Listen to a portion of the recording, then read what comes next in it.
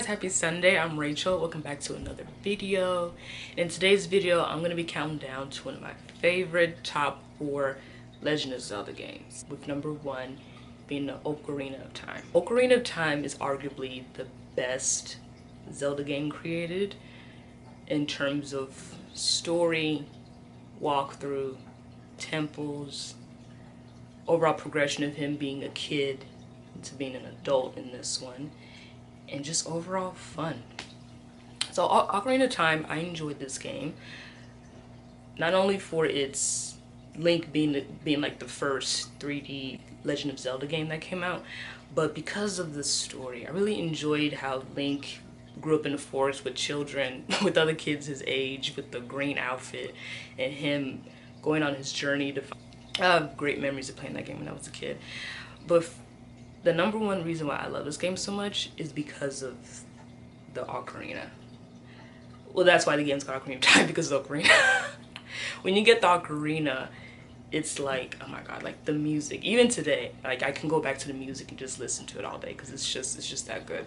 The ocarina, because as you progress through the story, you get more songs that you need to play in the ocarina to unlock certain doors, or for certain quests, or to use it to talk to people, or like a code word. Unless you play that song in front of a person, it won't unlock. It'll unlock certain things in the game. But no, I love the ocarina. And also the temples in this game are really good too. Zelda's known for their difficult temples and their puzzles too, because every temple has their own thing. They each have a certain puzzle or a difficult part in the temple where you have to really think and figure out, how am I going to solve this? And it never fails. I love the temples in this game, along with the music. And I like the characters. In this one, this is when Zelda turned into Sheik for the first time. So everyone believes that Zelda died, but she really transformed herself into a man so she could escape Ganondorf, who basically takes over the castle and makes it his own and turns everything dark. Epona. I like the story of getting Epona. I thought Epona was so cute, because when you're a kid you first meet her, and then when you get older she remembers you and you get to ride off with her and use her as like a means for transportation. So I enjoyed her. I also enjoyed Ganondorf's story. I wish they would actually give Ganondorf like his own game so we can get like a background of who he is and why he's so evil, kind of like the Joker.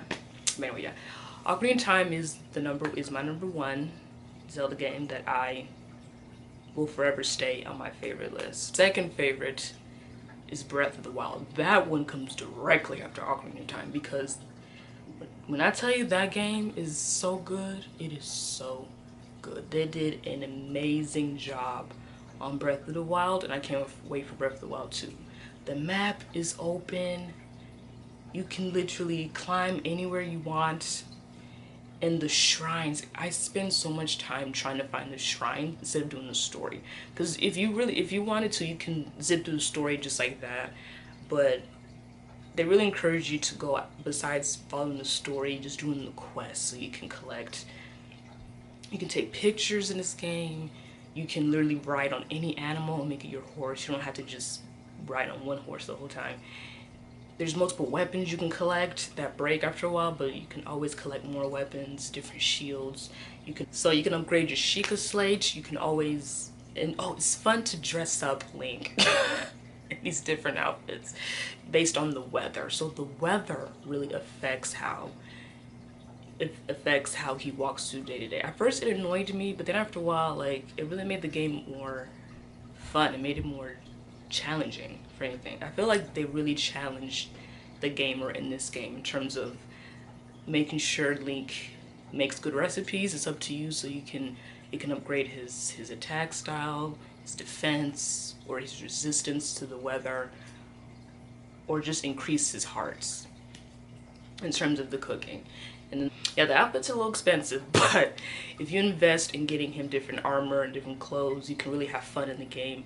Dress him up however you want to either protect him from getting too cold, being too hot, or increase his climbing stamina or his overall defense. Amazing. On top of that, the shrines are my favorite. They're like the modern day temples. Instead of how, traditionally Legend of Zelda, you go through the temple, you go through the temple like a puzzle, you get the magic treasure, or you find the boss at the end. And the shrines are like a huge big deal. There's 120 shrines in total. And if you find all of them, it can be really beneficial for you in terms of you getting a spirit orb that once you take it to the orbs and trade it in, you can exchange it for more stamina or more hearts. And I usually go for the hearts. Or the stamina, either or. And the more you get, the more stronger you get, because he doesn't upgrade any other way. Breath of the Wild is a good one. Arguably one of the best Legend of Zelda games out there. And Breath of the Wild 2 is probably just going to amp it up even more. I don't know what else they're going to add to it, because Breath of the Wild was already good by itself. But yeah, I'm still playing through Breath of the Wild. There's so much to do in the game. That's what I love. Like, they really gave you freedom to do whatever you want. You can do the quest, or you can go through the story. You're really free to explore. That's the whole point of the game, is you're free to do whatever you want. So yes, Breath of the Wild, great job. Third one is Wind Waker. Wind Waker, I like Wind Waker because of the style. It's probably the most creative one out of all the Zeldas that came out in terms of style and look. They really made Toon Link look really cute. The game reminds me of like One Piece, like pirate style, because you get to ride a boat like your means of transportation. Because usually Legend of Zelda, you ride on a pony or some sort of horse, or you just go on foot. This one's a little different because not only can you go on foot, but you use a boat to get around. The wind affects the direction of the boat, so you use your Wind Rikim wand, and you can use it kind of like the Ocarina of Time, where you use music to control things. You use music in this one to control the wind, so you can go north, east, south, west, wherever you need to go, and that's the direction your boat will go. Very pirate style. Just remind me of like pirates, I thought it was very cute. And then arguably the most creative Legend of Zeldas out there. Last but not least, Twilight Princess. Twilight Princess is arguably the darkest Legend of Zelda game out there. In terms of overall look, story, and theme, everything was dark. So darkness falls over the land of Hyrule, and Link turns into a wolf. Everyone disappears, but he turns into a wolf. And he's being controlled, well, he befriends a ghost, a dark spirit ghost, who follows him and eventually befriends, and he helps him defeat Ganondorf. But the whole theme of the game was very dark. And then the original game came out for the GameCube, and then they remade it for the Wii. So depending on which one you play can really determine your experience. I mean, they're both good. It's still the same game. It's just how you fight is affected. So if you play on the controller, it's very standard, nothing out of the ordinary. But if you play with the Wii, your Wii remote is your sword, so it can really enhance how you fight. And you can use the Wii remote for like your arrow, which I thought was very fun, or your boomerang, or whichever weapon you're using. Very fun. And then the temples in this one, the puzzles in this game, by far the most difficult, but the most fun and the most challenging. So depending on which temple you're in can determine.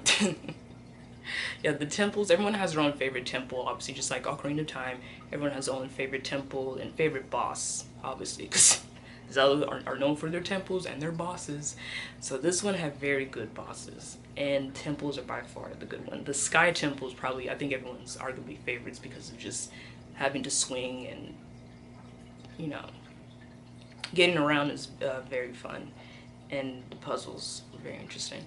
But no, I love Twilight Princess. I thought Ganondorf's look and Zelda's look in this one were by far like the best look in terms of how they did Zelda's hair and her outfit, and Ganondorf's overall like outfit and his face. I thought they really did good with the character design and how they made everyone look different. But this one's by far the darkest one yet. I think it's for more like a mature audience, but I enjoyed Zelda. It's like I said, it still had the same theme of Zelda, of Link saving Zelda and bringing peace and balance to the world, and Ganondorf trying to take over as usual. But yeah, by far the darkest. But yeah, I enjoyed Twilight Princess. It was a good one. Whether you played the GameCube one or the one for the Wii, it's still a good time. Yes, so yeah, those are my top 4 Legend of Zelda games. All legendary in their own way. They're all pack a punch and they're all classics. So yeah, let me know if you have any other Legend of Zelda games that you liked more than these that I listed, or if you agree with my list of top 4 top 4 Zelda games. Before anyone makes any more noise, let me just stop talking. That's my list of Zelda games. Thanks for watching. If you made it to the end of this video, I post videos every Friday and Sunday on my channel. And follow me on my social medias. I post all my gaming content on there, my Instagram and Twitter, and we can follow each other and have a good time. So yeah, thanks for watching. Make sure to enjoy the rest of your day and make sure to play a video game, and I'll see you next time for another video.